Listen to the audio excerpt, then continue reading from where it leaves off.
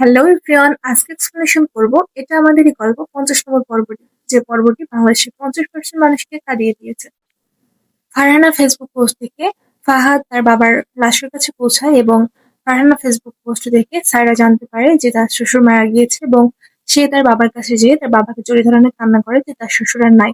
তখন তারা সেখান থেকে তার শ্বশুরবাড়ি আসার উদ্দেশ্যে রওনা হয় এবং তার শ্বশুরবাড়ির গ্রামের বাড়িতে সবাই তার শ্বশুরের মৃত্যুর কারণে কোরআন পাঠ করছিল।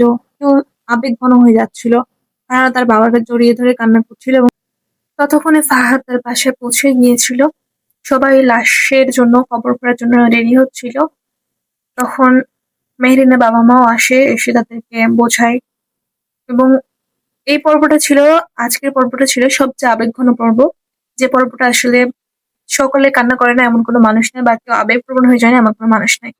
তখন ফাহাদ পৌঁছানোর পর পর তার মায়ের কাছে ক্ষমা চায়, তার মায়ের পা ধরে ক্ষমা চায়। কিন্তু আসলে মানুষ চলে যাওয়ার পর কারো ক্ষমা কারোর কাজে লাগে না। সে তার বাবার লাশ ধরে কান্না করছিল এবং তার বাবাকে দেখাচ্ছিল যে একবার জেগে ওঠো, তোমার বাড়ি উদ্ধার করেছে এরকম। কিন্তু আসলে যে মারা গেছে সে তার যে উঠবে না।